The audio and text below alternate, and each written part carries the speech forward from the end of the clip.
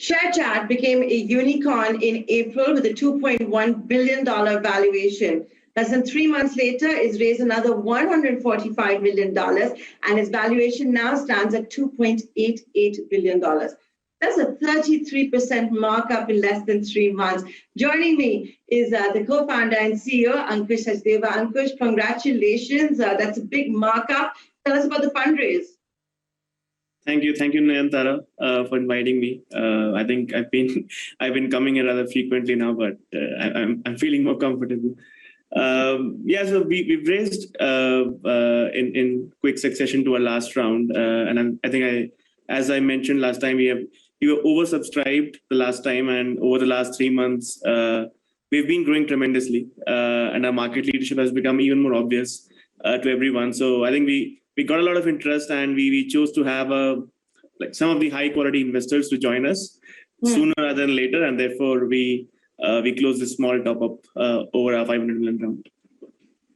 Ankush, I asked a lot of my guests this who raise money very quickly. Have you done it just because the startup is in demand? And the valuation you get, how true a reflection is that of growth? Like 33% markup in valuation. Have you seen a 33% growth in your business?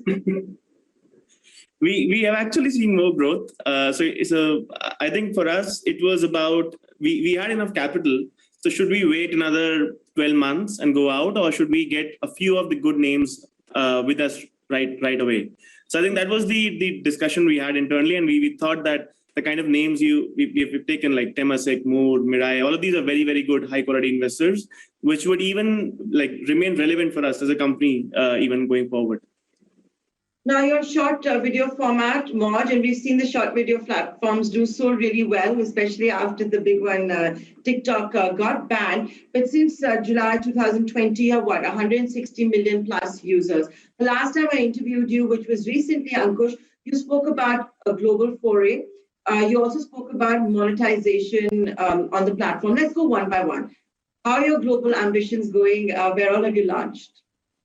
Yeah, no, I think the last time, as I mentioned, that we are very much focused on India, but we're going for the talent war, we're going global. So we are continuing to expand our AI org across the world, not just in India. So I think we continue to build on that, and we've closed a few more senior positions in UK and US. So I think there's good progress there. Yeah. So your overseas play is going to be what for ShareChat and Moj, and what you said was where you see a large Indian base, which is a lot of countries, but the more common ones I would imagine is Middle East, Canada, US, and even Southeast Asia. Yeah, so I think the short video sort of phenomena is global. We're seeing that playing out across the world. As I mentioned earlier, when you are a leading short video player in India, you get a lot of content supply, which will work really well in the Indian subcontinent and in the Middle East. So these are sort of the P0 priorities for us, that these are the places where the Indian diaspora and the local population would love to enjoy our content. So those are the first targets. And once we have that, then we'll go probably further from there. But as of now, we are very, very focused on India and making sure that we keep continuing to maintain our market dominance and growing our market share.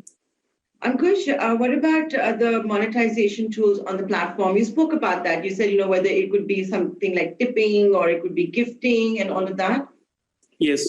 So both our revenue models right now, ads and tipping, are growing very well on both the products. ShareChat already has both the modes of revenue. On Moj, we are very soon launching. In fact, as we're speaking, it's in beta. That we will be launching both ads and tipping on Moj this quarter.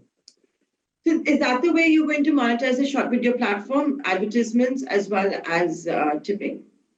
Yeah, so these are the first two modes of revenue, but we are experimenting with commerce as well, and we strongly feel that both our products, and especially Moj, would have a lot of synergies with commerce and transactions, that we can drive a lot of transactions in India. So there are pilots going on that, and in the medium term, you will also see we will have a big role to play in shaping India's commerce industry. So is that the big plan going forward? Social commerce, that's the next big bet? And that has been the natural progression for those in this field.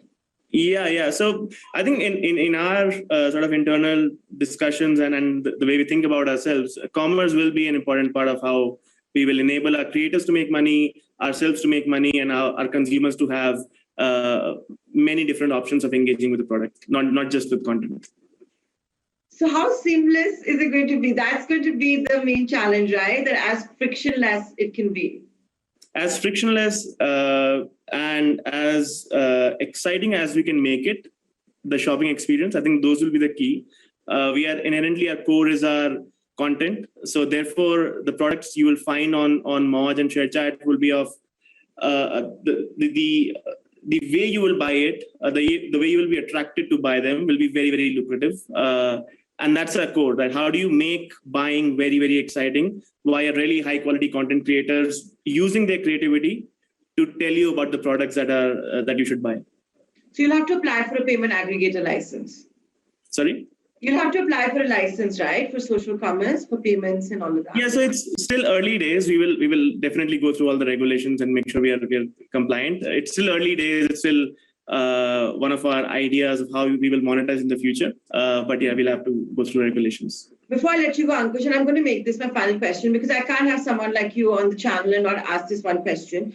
Over the last couple of, started last year, but it's become more and more obvious that China wants to smash the Chinese consumer internet companies. The why is debatable. The fact is doing it may not be debatable anymore.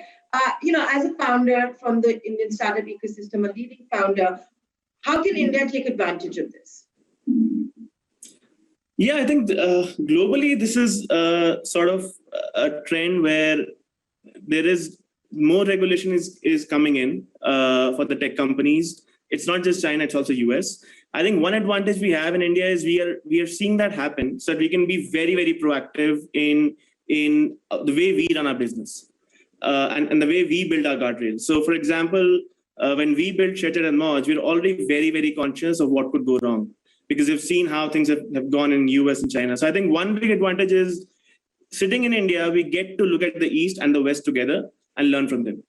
And they're slightly more mature. I think we've used this very, very well in our company. When we're thinking about strategies, about how to build products, how to safeguard ourselves, we need to learn from both the worlds. They're very, very mature ecosystems, and we get the luxury of learning from them. I think that's the best advantage we can have as the ecosystem. Okay, until then, Ankush, thanks so much for joining us. Just wishing you all the very best. Who knows, maybe next time we'll be talking to you more about social commerce and not another fundraise. Thanks so much. Thank you, Neil.